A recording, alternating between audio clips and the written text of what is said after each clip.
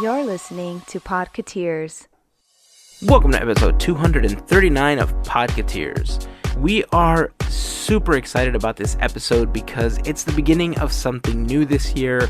I just want to say thanks to the team for the work that's been going on behind the scenes to make this happen and all of the work that's coming, but we think that you're going to like what we plan on bringing you. Please let us know your thoughts or if you have any suggestions on what you'd like to hear. Also, in this episode, we talk about some of the comments that Bob Iger made about intellectual properties making their way into the parks. We also talk about John Lasseter's new role and discuss some of the questions that arise from his next step. Remember that if you'd like to join the conversation, you can leave us a comment on the blog post for this episode over at podketeers.com/239 or by connecting with us on Facebook, Instagram, or on Twitter. Just search for Podketeers.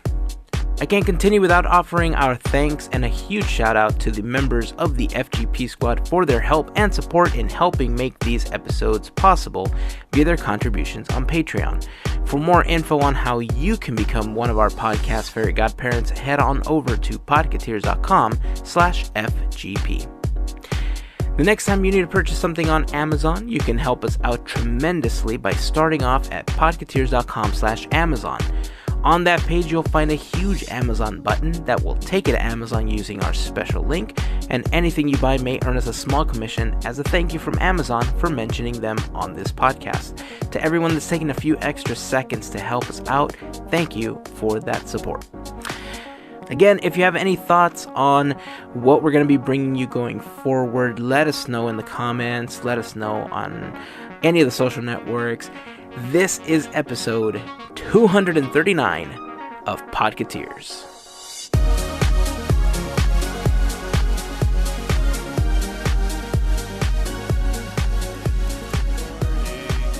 All right. Yay. It's chilly. It is. It's a little chilly. It was pretty nice today, though. We're a little closer to the mountains, so we're a little closer to the actual snow, as little as there is here in California. Mm-hmm. So our chill factor is just slightly higher than it is in your neck of the woods. That makes sense. Did it rain where you are yesterday? Oh, very heavily. Yeah. Very it rained heavily. pretty good here, too. And it's supposed to rain the rest of the week, too. Mm-hmm. Yeah. But it stopped raining halfway through yesterday and turned into a nice day, and I got to have my first 2019 Disneyland day. Yay! Nice. I was so excited. It was great. It was a lot of fun. There was no crowds, so I didn't even hardly ride anything. I just walked around and soaked it up. It was great. That's See, cool. I told you the rain would just get them, they won't be there. Yeah, you said it last time. That's so true. That's so funny. Yeah, I mean, it's one of the benefits of living so close to the parks, right? You have the opportunity to just kind of jump in whenever is best, and those are some of the best times because people are still staying away, contemplating whether or not it's going to continue raining. Yeah. So, yeah, that's awesome, dude. I'm glad you had a chance to go. I'm still looking forward to my first Disney trip of 2019. I haven't had the opportunity to go. It's coming. I'm hoping that next weekend we'll get a chance to get together and head over to Ballast Point since it's officially going to open this week. Oh, So I'm pretty psyched about that. I saw some stuff that they were doing. It looks nice, man. I saw a bunch of pictures from the location, and I'm super psyched to go in there. Cool. It's not my favorite beer, but that being said, it is very tasty. They do have some amazing flavors.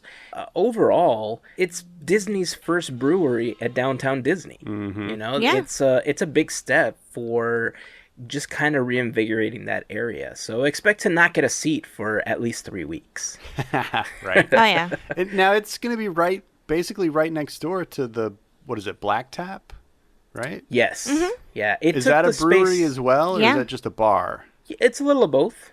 I mean, Okay. I think they do make their own stuff, but it's primarily a restaurant, so it's a little micro.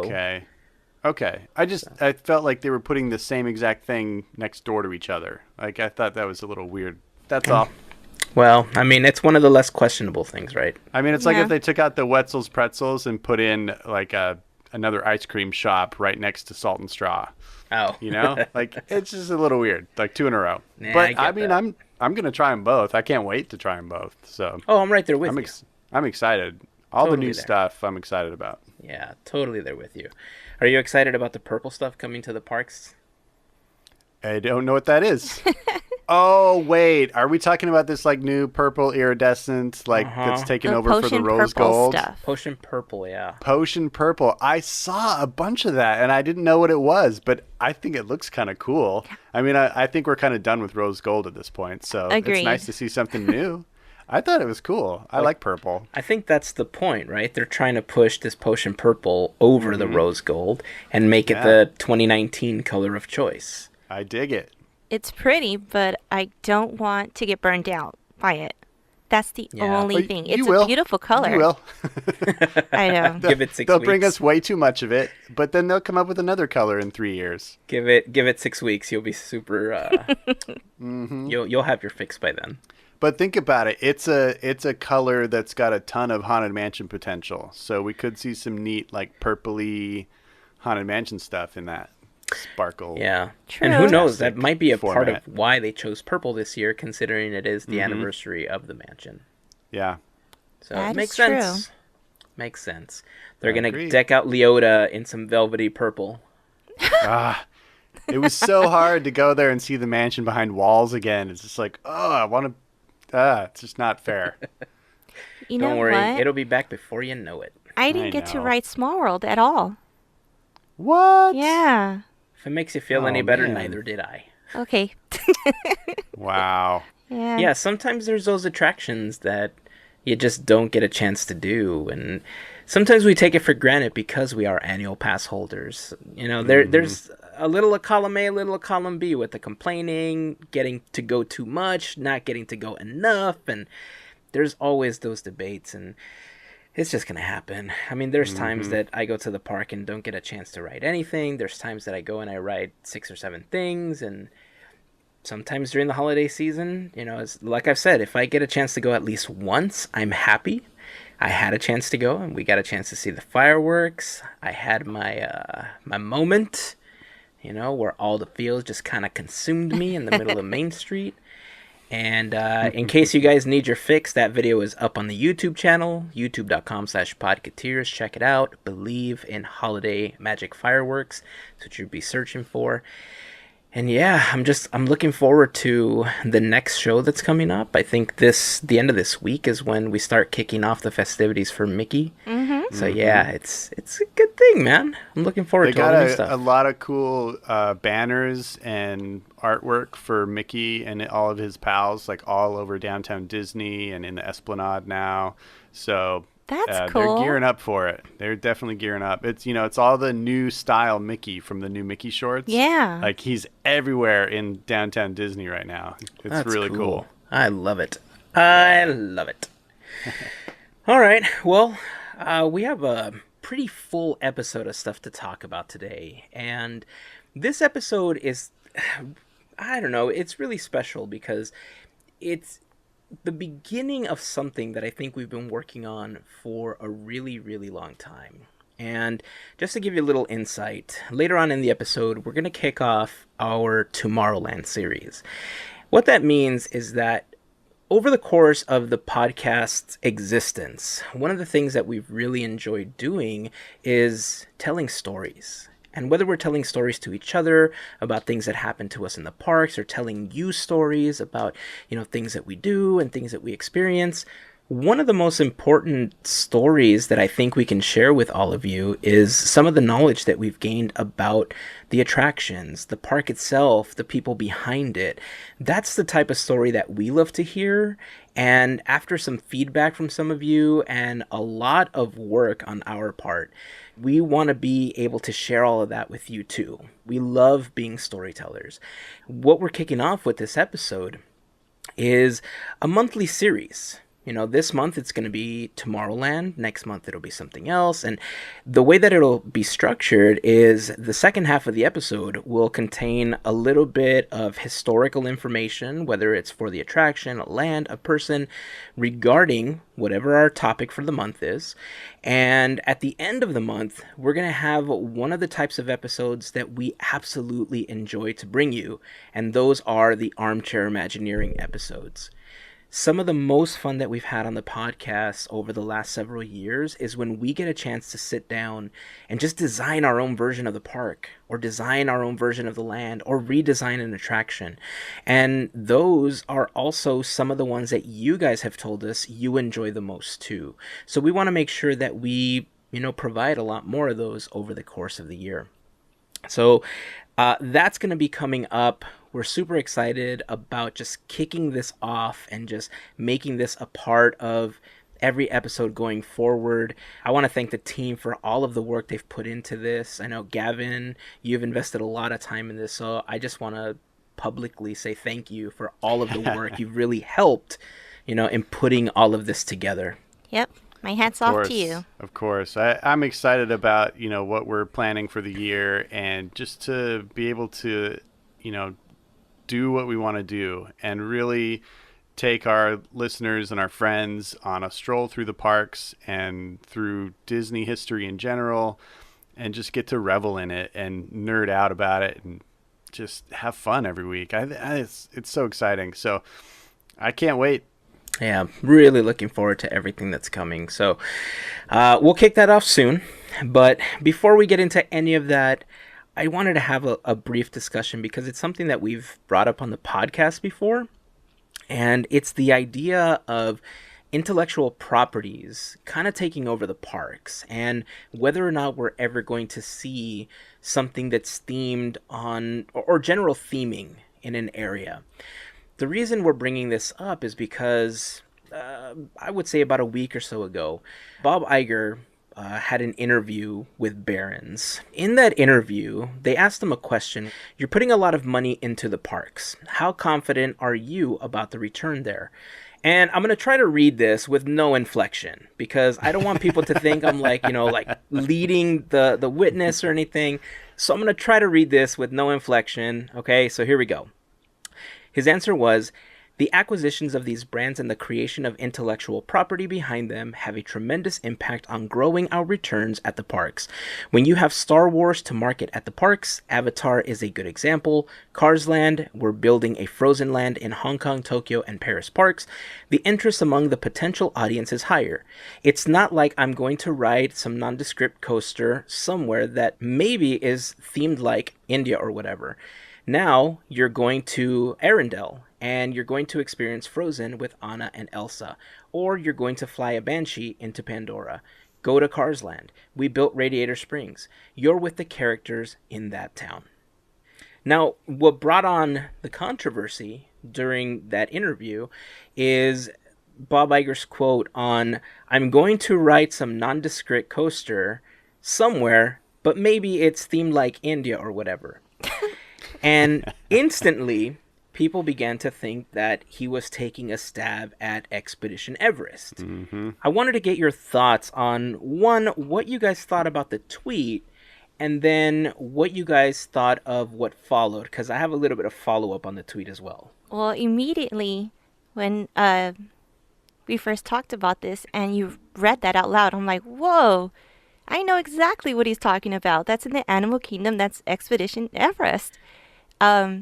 It's not just a whatever ride. It's actually pretty sweet, and it does go with the land itself in the park. That's by Disney.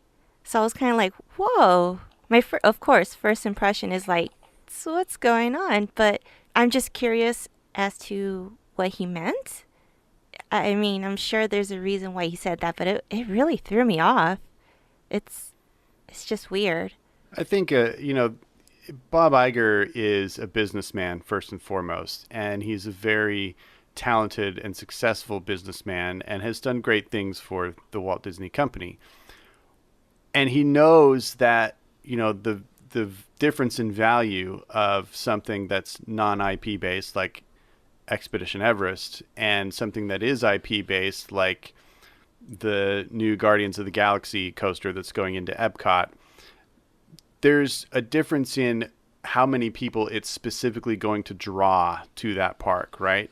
So like when they built that whole area around Expedition Everest and put that attraction into the park, they might have seen a little uptick in visitors.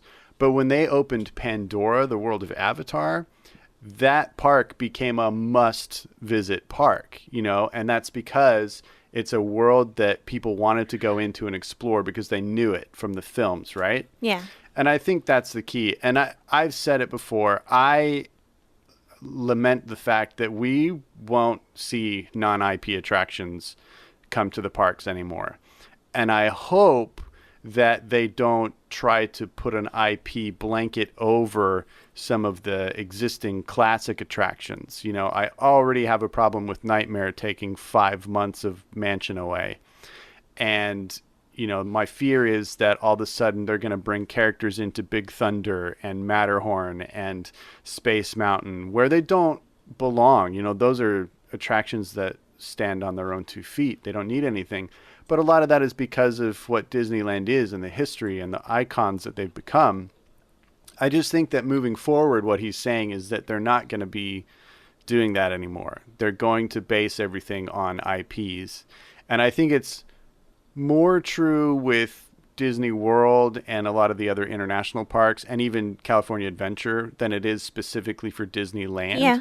Because land has so many things that so many people truly feel are untouchable, that if they messed with them too much, then there could be problems, right? Oh, yeah. So, I don't know. I get where he's coming from. I do, you know, I wish there was a different future for new attractions, you know, that didn't have to be IP based, but that's the reality. And you know, the ones that are in the pipeline already, we're excited about. Like, who isn't excited about the Mickey Mouse attraction? You know? Right. Yeah. And if it was just a random bunch of, you know, new characters or random scenes that didn't have anything to do with Mickey Mouse, we wouldn't be excited about it, right? It's the fact that it's Mickey Mouse that we're excited about. So, I don't know. I get it. And the way he said it was weird, though. It seemed to lack the usual tact that Bob Iger is known for. And I can see how it ruffled some feathers or, you know, rattled some earrings hanging from a certain big earring-filled ear. Oh, boy. Yeah. You know, shortly after Bob Iger's tweet, Joe Rohde, who was the lead Imagineer of Animal Kingdom, had posted on his Instagram account. I mean, he goes on to talk about how they developed it, how they got the distinct look of the area, and how they developed it, and it contradicts the nondescript part that Bob Iger was talking about. And I think you kind of hit it on the nose, Gavin, that I think Bob Iger may have been kind of just shooting at the hip with what he was saying, and he didn't realize that, you know, in trying to talk about these IP-based attractions that are coming to the parks, that there is a loyal fan base for all of these other attractions that are non-IP based, you know, just like the Haunted Mansion. Like, look at how many people lost it when Captain Jack Sparrow made it into Pirates of the Caribbean, you know, and to this day, I will tell you, I still don't feel he adds anything to the attraction. Oh, yeah. You know, Right. I get he's there because, you know, of the pirate franchise and everything, but he's not even part of the pirate franchise anymore. Oh, so yeah. Are we going to lose him in the attraction? You know, who's to say? But I've never been a proponent of having Johnny Depp in there. It was kind of cool to see him at first, but if it was one of those, like, overlay things, maybe. But overall, I think the redhead, you know, being replaced with Red the Pirate has more to do with the story than Captain Jack Sparrow does. You know, at least the story that exists there. And look how many people lost it when Red the Pirate made it into the attraction. So there are a lot of fans that are super loyal, you know, to these attractions, and there are loyalists that want to see people's imagination. Right. And I think what that calls to is just our childhoods. When you were outside in your backyard, playing that you were on an adventure and that you were climbing trees, and it's a manifestation of our childhood imaginations. Not that these IP-based attractions aren't. I think a lot of them are super cool, but having a place where it simulates being in the French Quarter, stuff like that, it's intriguing. It's the only travel that some people get in most cases. It doesn't replace it, but people enjoy it. So following Joe Rohde's tweet, Bob Iger went back onto his Instagram and corrected himself and said, look, for the record, I love Expedition Everest and the whole land around it, and I never suggested otherwise. It is distinct, not nondescript, as its popularity suggests. Overall, Bob Iger, he's done a really great job for the Disney company, but I mean, there's going to be people that criticize his legacy as a Disney CEO, just as every other CEO's has been criticized.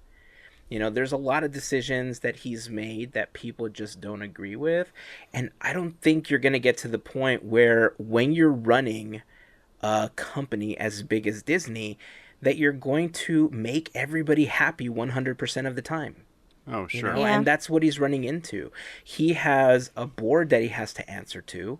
And as far as that board goes, he's been super successful, with the acquisition of Star Wars and Pixar, Marvel, Muppets, and now 20th Century Fox. When you think of all the films, if you pull out of the equation the Marvel and Pixar stuff, there's still been some Disney animation films that have been pretty successful. But at the same time, would they have been successful without the tutelage of the Pixar team coming in? So it's going to be something that's really well documented and spoken about for years to come. And like I said, no Disney CEO is going to leave his post without some kind of controversy. And it was funny that later on he was talking about Captain Marvel, and I think he was kind of trolling himself because he realized that he said something wrong and that he kind of screwed up. And he started joking about how there was going to be Captain Marvel cruise lines and Captain Marvel lands and Captain Marvel like everything. So, he realizes that he offended a large portion of the audience, and he was kind of trying to backtrack. And it's something that I've never seen him do before, which was an interesting move too.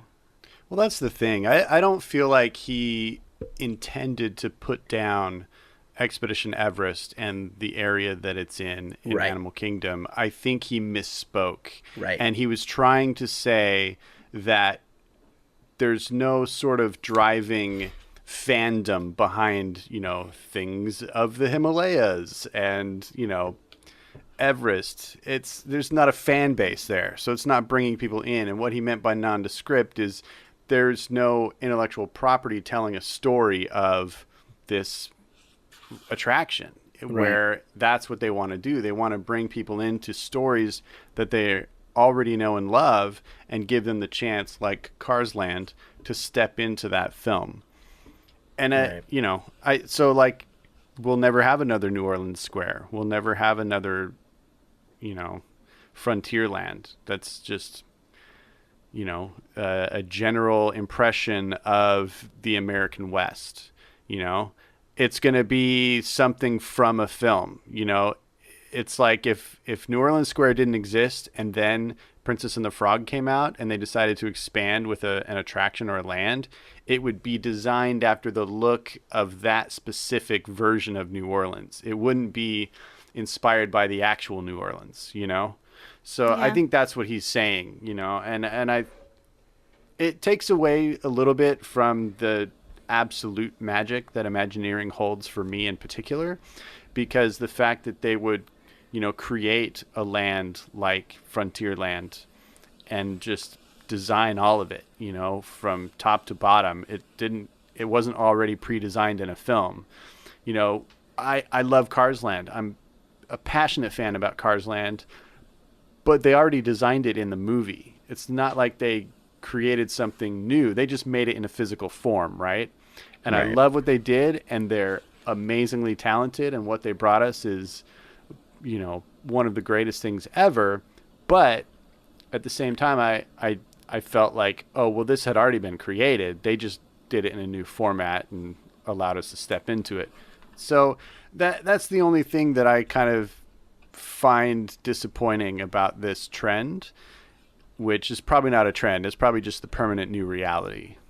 Yeah, I think the last originally themed stuff that we've seen in the park has to do with, we talked about this when we were talking about the Tropical Hideaway, is the Society of Explorers and Adventurers, and how the different parks have all these little Easter eggs that call to the society. So what if, in order to save all these attractions, we make a movie of the Society of Explorers and Adventurers? Because then, all of a sudden, you tie in Frontierland, and you tie in Big Thunder Mountain with the mining company.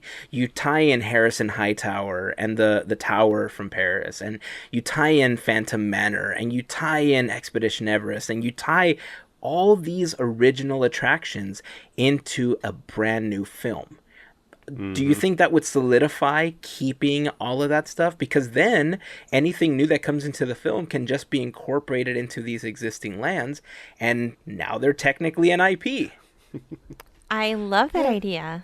I really do. It's an interesting idea. I don't know that it would affect anything in the parks, so to speak. But I like I said before, I feel like the iconic ones that we're talking about, I feel like they're safe. I really don't feel like they're going to change many of those, if any of them. I just don't. I think what they did with the overlay for the mansion, the injection of Jack Sparrow, the injection of a few Disney characters in It's a Small World, to me, that's about as far as they're going to go.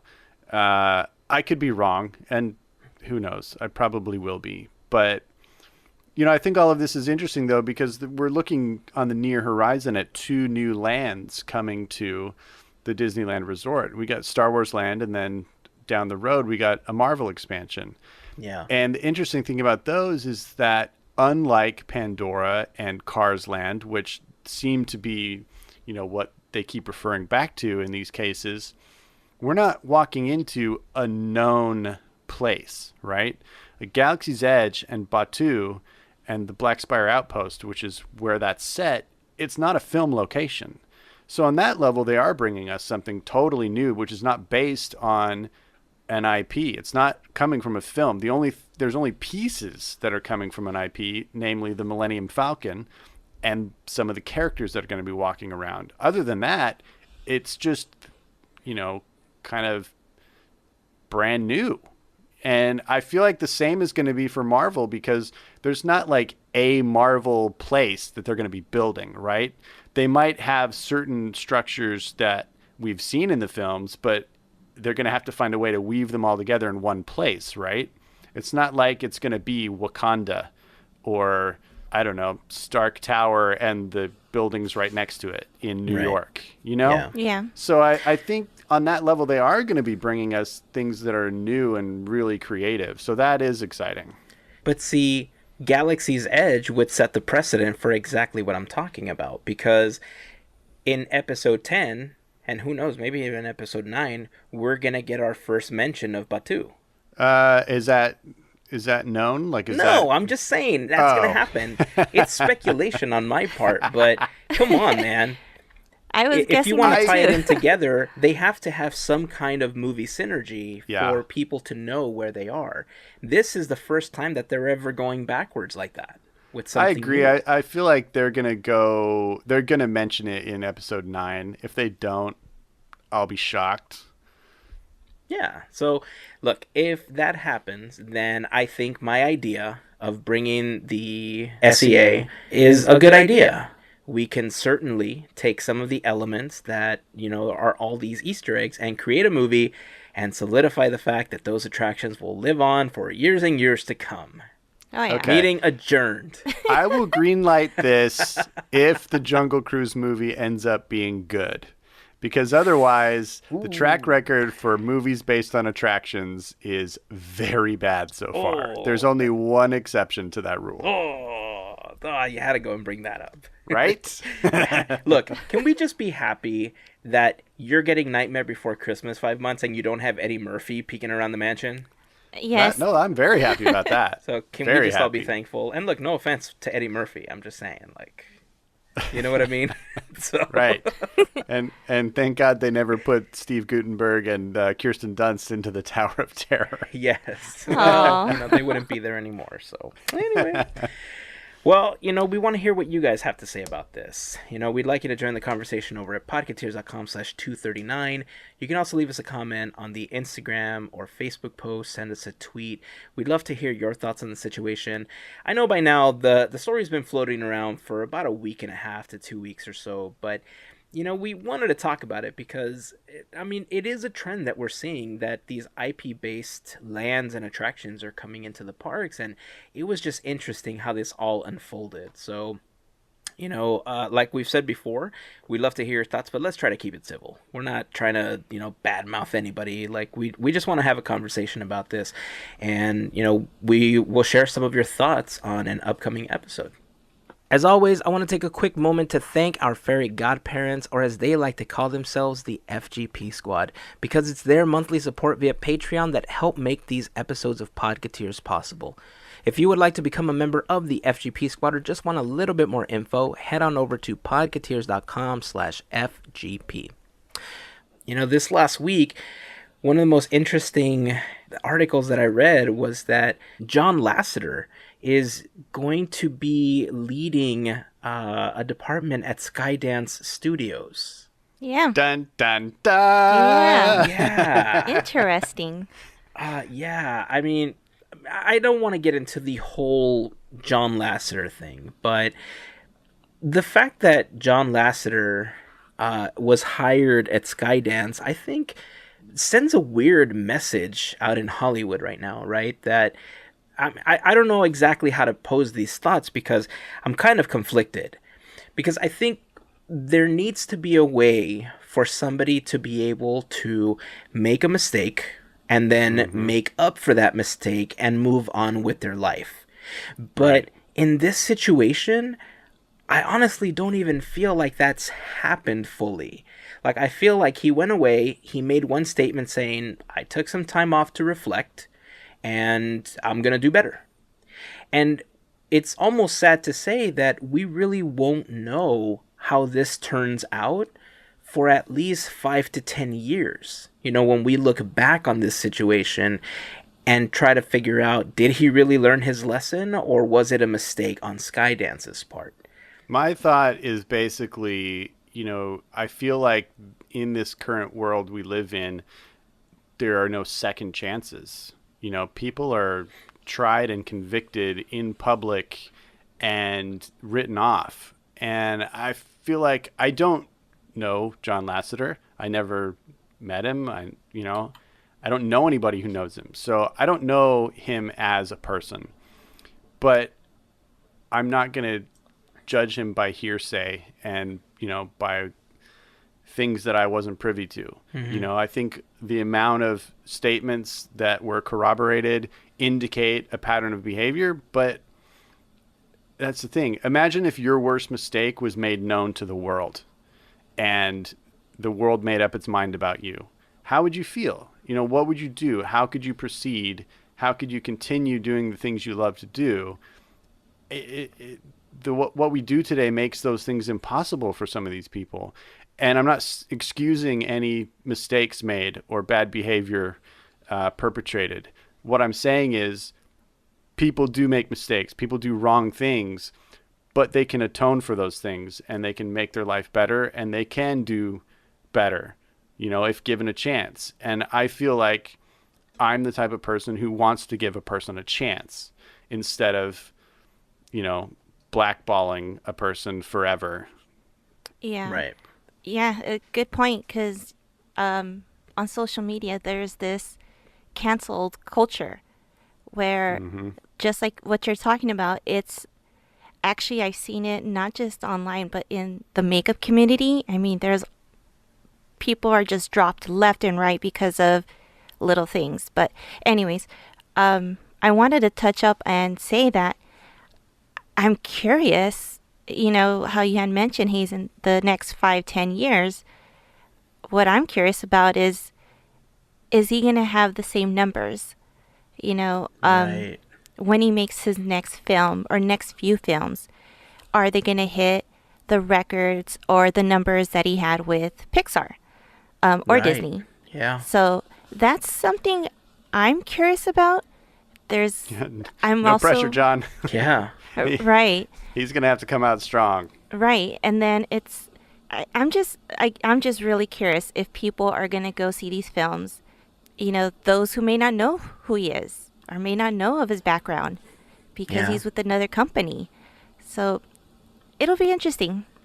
Yeah. I mean, that's a great point, Melissa, because I Yeah, think there's been several town hall meetings by employees at Skydance regarding the situation, and not everybody's happy. Some people are leaving, but it's difficult to know if, like he said, that he's learned his lesson and that he's going to be better, because we won't know that until 5 or 10 years from now. But how will you know if you don't give him that chance? But at the same Right. time, there are people that are going to stand strong, like you said, Mel, and probably won't go see a movie. This one's a difficult one because by not going, you're not supporting John Lasseter, but by not going, you're also not supporting all these other hardworking animators. Yeah. So It's a collaborative field. yeah, and I don't know. I think all the pieces are still in motion right now. That's the thing. I'm really interested to see where kind of it all lands, because I don't condone any of the stuff that he did. But again, I don't know him personally. I don't know how he's like. But at the yeah, same time, if everything that he did is true, that's really horrible for all the people that went through this.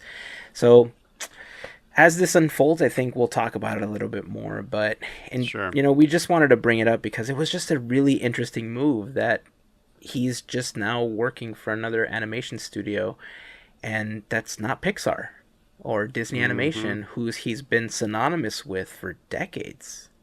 Yeah. yeah. Quick question. Yeah. How many people would be above him on the list of most influential people in the world of animation? I mean, it depends on how you want to define influential. Because if you want to define it by iconic characters, or you want to define it by money grossed in movie theaters, or I mean, it's really difficult to say. Yeah. Because I mean, on every one of those levels. I mean, I think he's one or two. I mean, he's up there with like Walt Disney, right?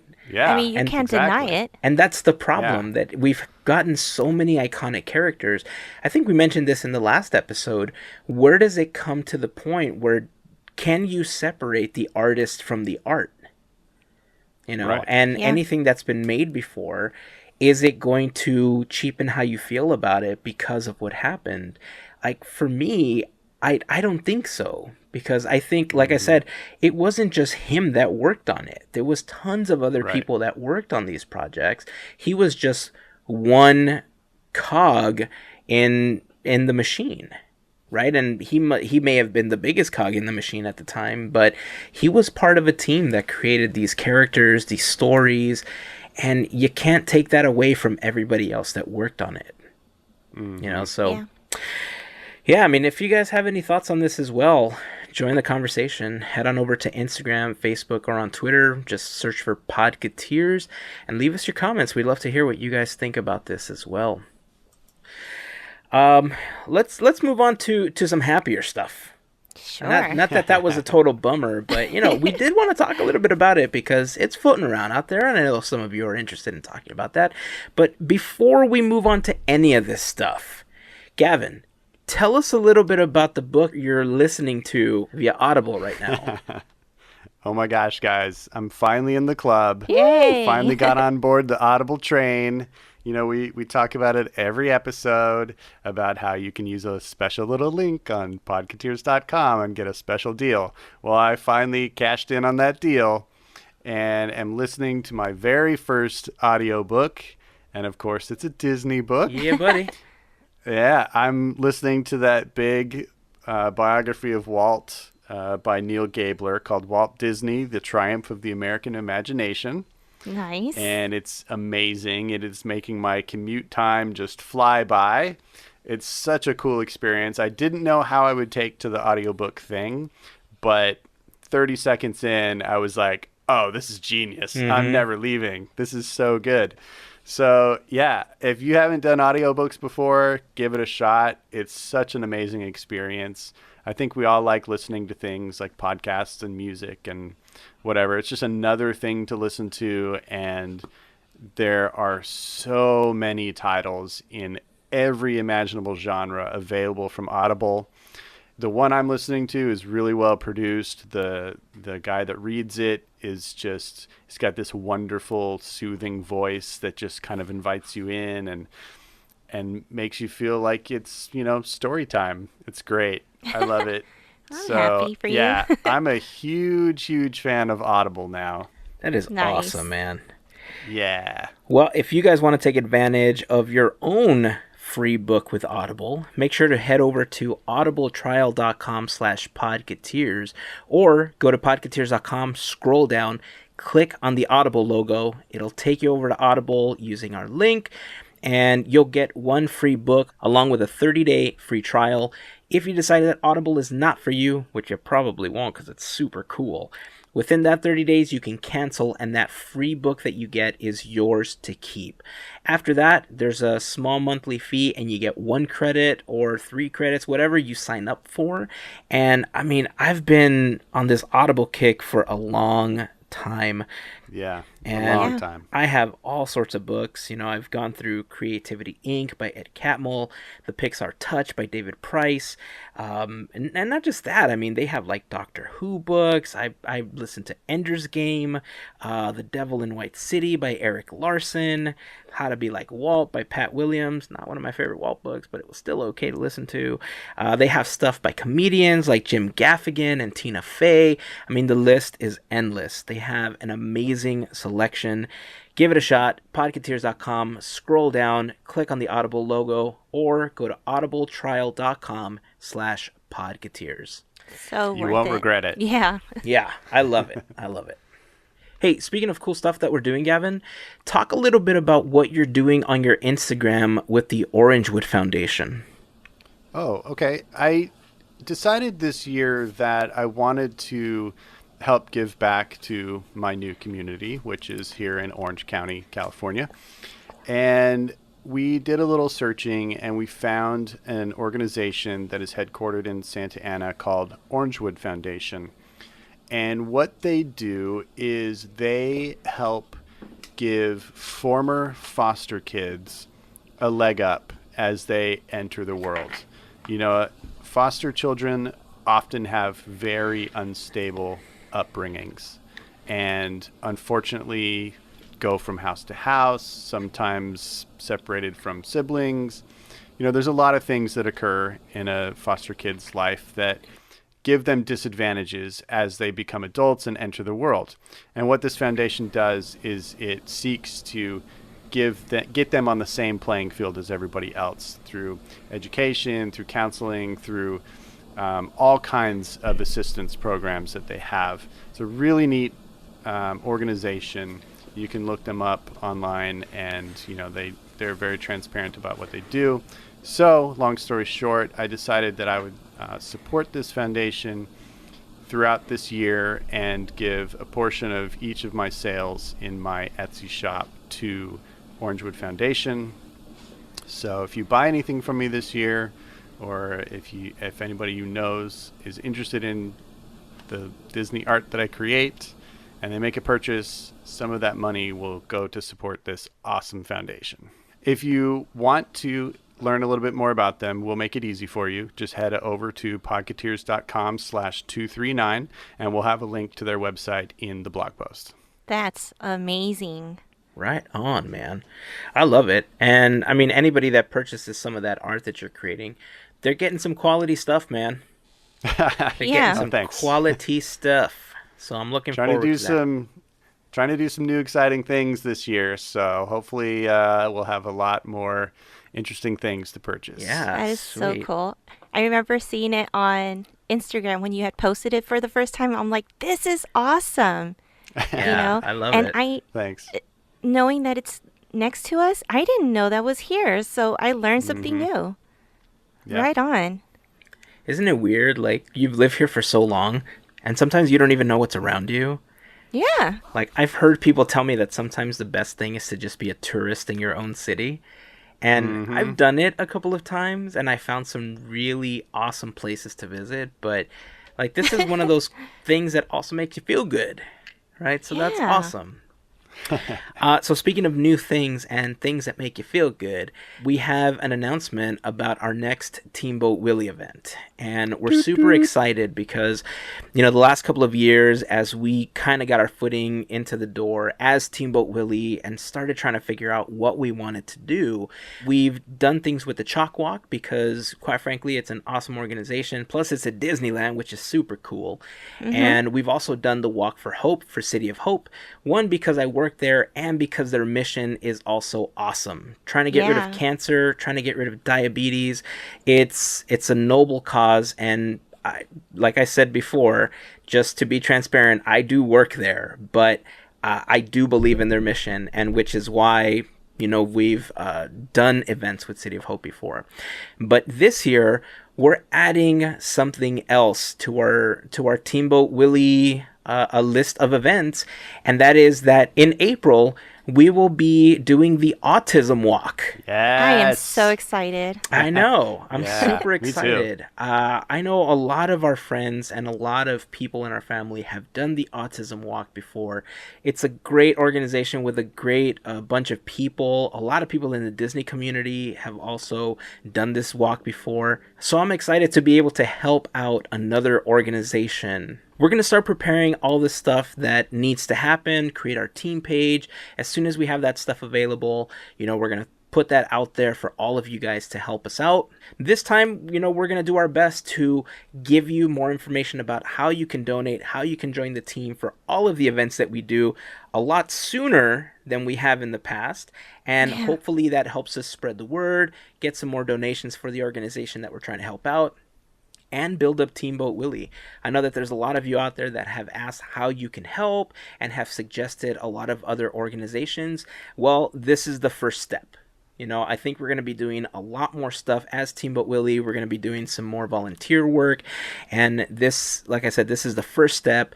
We're super excited about it. So, Teamboat Willie. Teamboat Willie. Teamboat Willie. Some more information on that is going to be coming soon, so stay tuned. Yes. Okay, so let's go back to the parks. And I don't know about you guys, but I'm a huge fan of finding little things. In this case, it's a big thing. And by big, we're talking monorail. Monorail big. Nice. Ooh, is there a new monorail green? No. But there's a familiar face on monorail blue that I had just seen recently. And you might know him. Cute little mouse by the name of Mickey. What? His face is all over the monorail. More And- stickers? Nice. Well, hey, you know what? They're very nice looking. Oh, are They they? are. Yeah, Okay. no, They're for high reals, they quality are. stickers. Oh. Each cabin actually has a different Mickey in the same size. Oh. So he takes over the monorail, which is really, really sweet. Oh, that's cool. Is it like Mickey through the years, like different versions No, of Mickey? it's the current okay. Mickey, the new cartoon short. Oh, the new one. Oh, yeah. nice. So it Okay. actually, Very cool. it's really, really cool to see this because you know how you mentioned downtown Disney with the banners? It matches. So Nice. yeah, Ah, nice. it's really, really cool. That's awesome. So has he only been spotted on Monorail Blue so far? So far, I haven't seen anything yet. I've been Okay. keeping an eye out. I'm very fortunate to take Disneyland Drive to work and home. So I try to nice. see anything that's new. And so when I saw this, yes, I screamed because I was like, oh my God, this is cool. I haven't been to the parks, so it's like, yay, I get to see something Nice. different. That's funny. And everybody around Very you was cool. like, oh my God, what's wrong with her? Oh yeah, who's that crazy lady? That's funny. That's cool. Super Yeah. weird that they didn't start with monorail red, considering that's the closest color to Mickey. You know what? I was wondering Yeah. if they're gonna put Minnie on there. Hmm. I mean, I don't know. It's Interesting. we'll see. I mean, Yeah. look, they've surprised us with the stickers that end up on the monorails before. Yep. Yeah. So Totally. that's all I'm gonna say. But I'm excited to see these. Hopefully, we'll get a chance to take a picture this week, and we'll Yeah. put it up on the Instagram account. In case you guys aren't following us, just search for Podketeers, Podketeers, and yeah, it'll be really cool. And then you can scream in the background, just be like, "Ah, it's Mickey and Minnie!" Squeak! Squeak! Awesome. Well, considering you brought us to Tomorrowland and you were talking about the monorail, I guess that's the best way to set up our Tomorrowland piece for this episode. Sweet. That's what we in the business call a transition, guys. Nice. It's a segue. Professional segue, to be exact. So, as I mentioned at the beginning of the episode, going forward, we are going to work on having a little piece of history, a little storytelling about a land, an attraction, a person involved in the Disney company so far. And this month, we're going to be concentrating on Tomorrowland. So in this episode, we're going to concentrate primarily on Tomorrowland and space and how the two are correlated. Tomorrowland is really one of the most interesting lands at the Disneyland Resort because its purpose was to showcase the possibilities of what man could invent and produce in an effort to make our lives easier. As of this episode, 5 other versions of Tomorrowland exist in Disney parks around the world, but for now, we're only going to concentrate on Tomorrowland here at Disneyland in Anaheim. In this part of this ongoing series, I won't be talking a lot about the attractions themselves. I'll mainly talk about how Walt Disney would use what was familiar to him to share his enthusiasm and prepare people for what was eventually to come. To get things started, it would be no secret for me to say that Walt Disney was a futurist. And little tidbit, you know those like personality tests, the Myers-Briggs, and like the Strength Finder things that people do at work? We did one of those last year, and my top one, futuristic. I'm just saying. Nice. Just wanted to throw that out there. So anyway, so Walt was always looking for ways to leverage the technology that he had available to him to make things better, but he was also interested in ways that he and his team could invent things to do the things that he wanted. You know, that's where animatronics came from, and that's where all these amazing things we see in the park came from. So almost a century prior, Jules Verne wrote From the Earth to the Moon, and many of the ideas and inventions that came from that book would go on to resonate in the minds of people around the world for decades, whether through direct reading of this piece of literature or through other writings, stories, and films that spawned from it. In the mid-1950s, there was a concentrated effort by the United States to surpass the Soviet Union's Sputnik interstellar program. This was kind of known as a space race to many people in that era, and it led to huge advancements in the exploration of space and in associated fields like astrology and meteorology. Now, for most people, it's kind of human nature to be afraid of the unknown, right? Oh yeah. Sure. So Absolutely. Walt was kind of the exception, like many people can be. You know, he was curious and he just loved this type of stuff. And so his interest and belief in what the future could become was super strong, and he wanted to share that with everyone, and he had the perfect platform to do it: television. Nice. Since Walt was all about telling stories, he used those stories to help others see his own vision. And nothing was clearer than when he started talking about the creation of Disneyland through his weekly television show, aptly called Disneyland. Right. So now he would do the same thing for space exploration. Through the use of his Disneyland series, Walt would give us our first glance at what Tomorrowland was supposed to represent. Now, keep in mind that this wasn't the first time that Walt would use a medium that he was familiar with to promote something like this. His wartime shorts are an example of that, but we'll get into those in a future episode. So, with the help of his animators and Imagineers, 3 shows were created and dedicated to space exploration, and they were called Man in Space, Man and the Moon, and Mars and Beyond. Disney legend and one of Walt's 9 old men, Ward Kimball, directed and produced these series for Walt. So it was super cool kind of just having him narrate and like walk us through this story.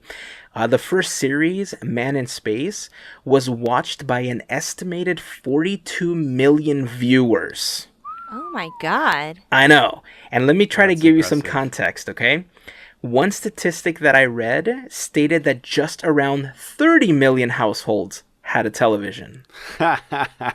Whoa. That's so cool. So once you account for families of 3, families of 4, families of 5, and all the neighbors that didn't have TVs, that's a huge number, right? It's a huge jump from 30 million households with a television to 42 million viewers. So Yeah. I just thought that was a really cool statistic. The series itself really helped show people that space exploration was interesting, but it also helped illustrate how much of the process we would have to go through in order to get there. Remember that this was during the space race, so not only was the show entertaining, I would speculate that many Americans were also interested in how the US would beat the Soviet Union when it came to space exploring. One thing that was criticized, though, was the involvement of Wernher von Braun. Wernher von Braun was the leading scientist in the development of rocket technology, including one of the rockets used in World War II by the Germans, and that was the V-2 combat rocket. He was also a registered member of the Nazi Party, but there is some speculation about whether he was loyal because he had stated that he was forced into developing rocket technology for the war. And during that development, he kind of never lost sight of what he actually wanted to do, and that was to eventually put a man into space.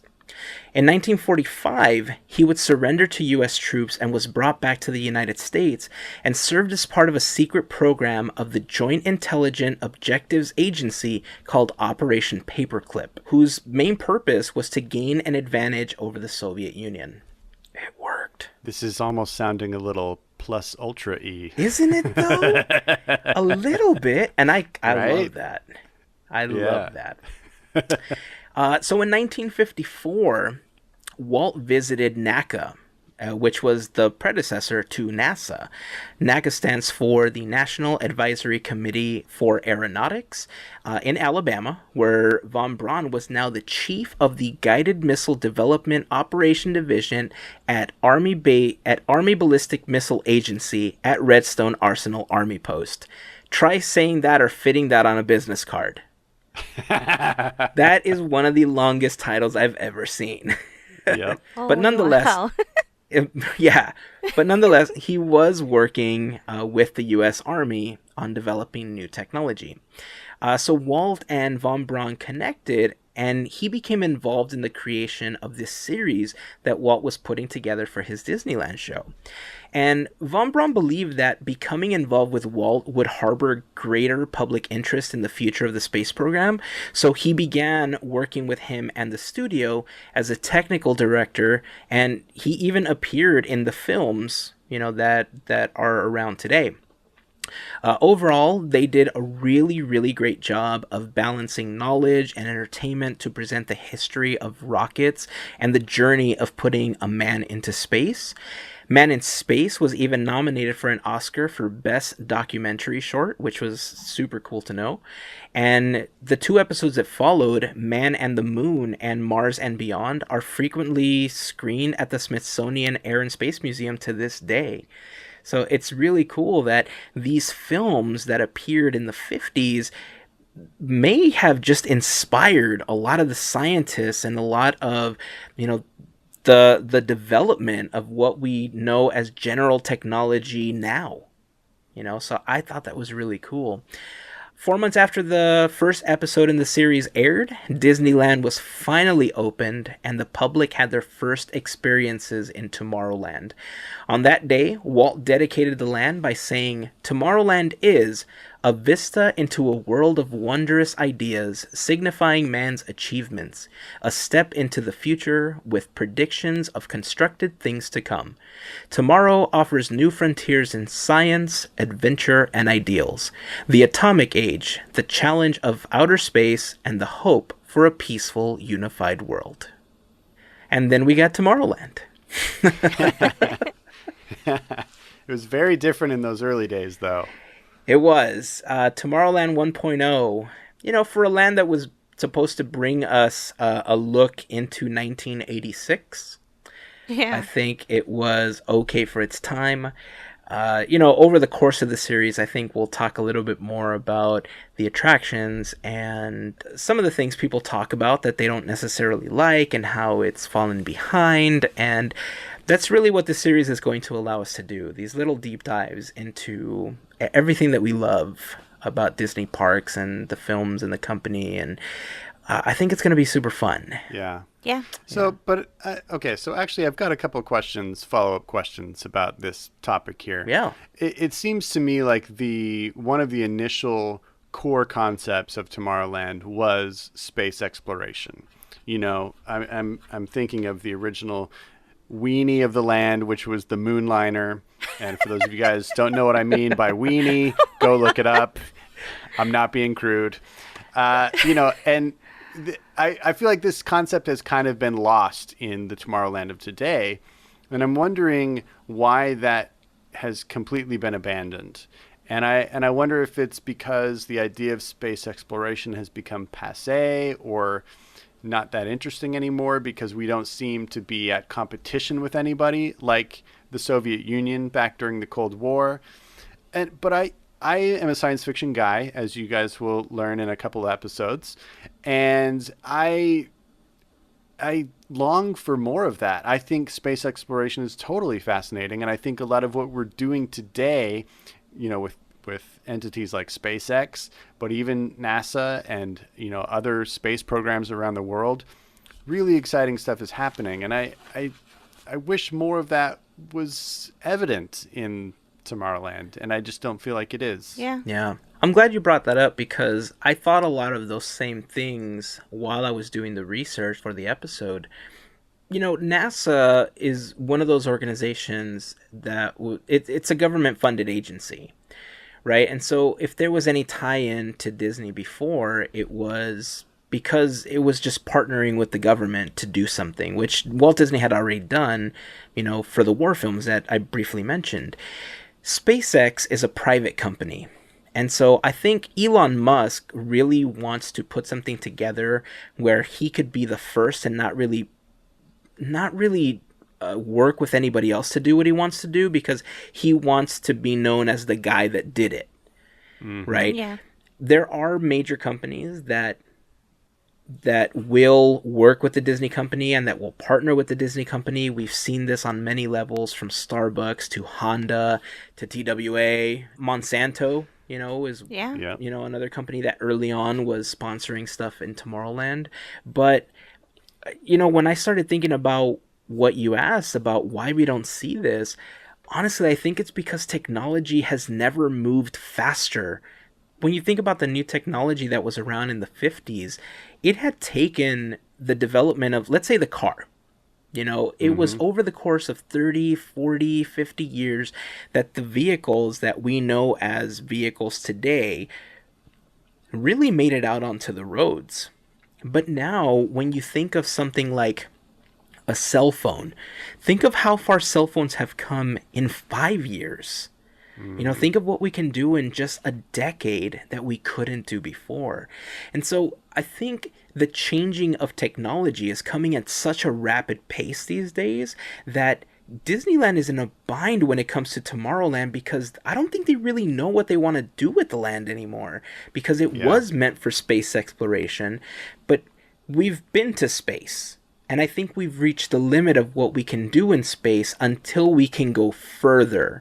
and collect more information from what our current limit is. And Mm-hmm. when guys like Elon Musk present the opportunity to create new vessels to go into space and present new opportunities for people that aren't astronauts to go into space, Right. you know, that I think is something that Disney would want to do, but with the creation of an attraction come years of development. And by the time Mm-hmm. those years of development happen, we would already be leaps and bounds past what they would be presenting. And I think overall, that's one of the biggest problems with Tomorrowland. Yeah, but I feel like you can do something from the futurist perspective that is out there far enough to at least give you several decades, you know? I feel like, there are things that were created for Epcot. One of the consulting people that was brought in to design the future world of Epcot was Walt's friend and fellow futurist Ray Bradbury. Right. Okay. And so many of the concepts that are in just the Spaceship Earth attraction alone are still way out in the future. There are scenes of terraforming other planets and, living in colonies on other planets, which is so far in our future that we still can't even really imagine that yet, right? So I feel like it can be done, and it would be really cool if maybe they brought in a contemporary futurist like Elon Musk to help them conceptualize such a attraction that would be really future looking, not so tied to, oh, hey, we're about to discover this new thing that's going to open up a new world, but thinking 10 steps ahead, like we're miles and miles away from this. So let's create something that's way out there. You know what I mean? Yeah. I think it can be done. I think there are challenges to that, as always. The future is always approaching, and it can become dated and hokey real quick. So it's a challenge, and I think that's a challenge we're all going to take on in a couple episodes. So we'll see what we come up with. Yeah, one interesting thing that you brought up was what's at Epcot, right? Mm-hmm. And one thing I'm fearful for is part of what they're not doing at Tomorrowland is partially because what they already have at Epcot. Because, we'll eventually get into talking about Epcot, but that was a prototype community of the future. And so it's in the name already, so Right. it was already supposed to be a futuristic view of everything that's around us. Now, I do agree if they brought somebody like Elon Musk in, I think it would be super cool.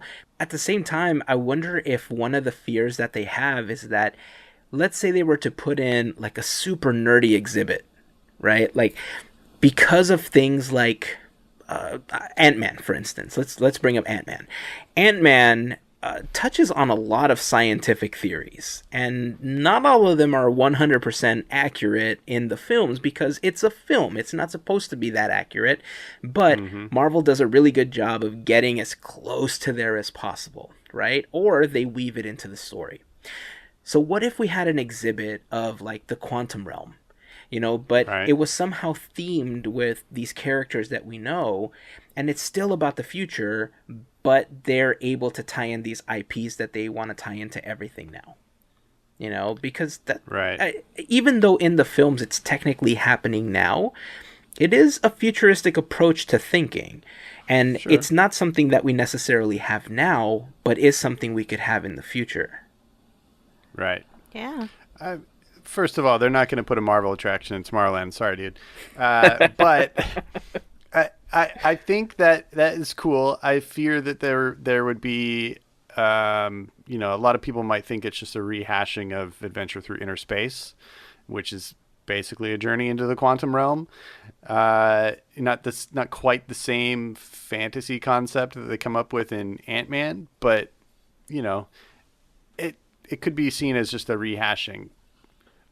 I see what you're saying, though. I feel like it's so cutting edge, or even beyond cutting edge, that even though it's set now, it does seem completely futuristic. Right. And a lot of the Marvel stuff is that way, which I think that's part of the exciting thing about the Marvel expansion.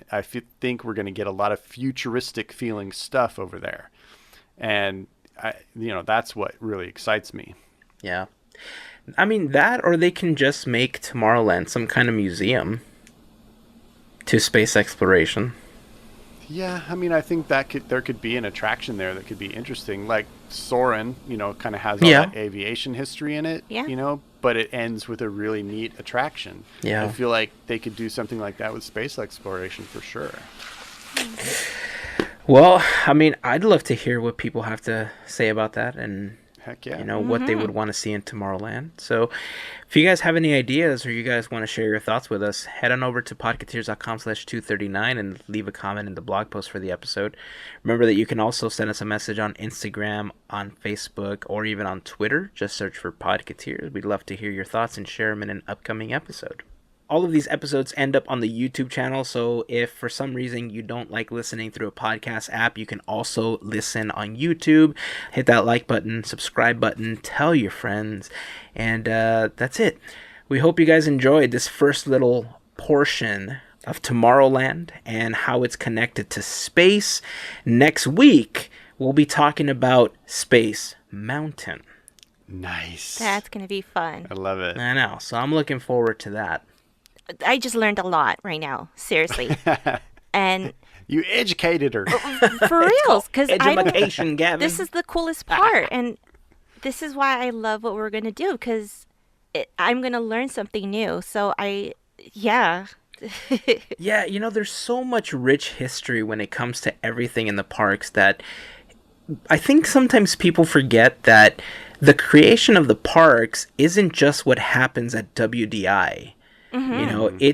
It spans everywhere, and those ideas, the people involved, and I think there's a lot of unsung heroes at Imagineering that we just never hear about. I think there's those that are that face the public, and I think it's our chance to pay an homage to all the people that don't necessarily get that type of attention. Yeah. Yeah. And that's it. That's gonna wrap it up. I'm so excited. I don't even know how to what to say, guys. I'm just so excited about everything that's coming in 2019 and what we're bringing to everybody. Yeah, absolutely. So. And I hope people tell us that they're excited. And, Yeah. If anybody out there has, requests like, hey, I want you guys to do a series on this, that, or the other, let us know. Yeah. Nothing's Yeah. set in stone. We have this idea, this map of, kind of a stroll through the parks, and we'll be revisiting areas over the years. And it's, but it's open-ended. We want to entertain you guys. So tell us what entertains you. Yeah. Yeah, I love when everybody can become involved in that process. So, all right, that's it. Until next week, everyone, keep dreaming, keep moving forward, and always remember to pass on the magic. Made you look. Bye.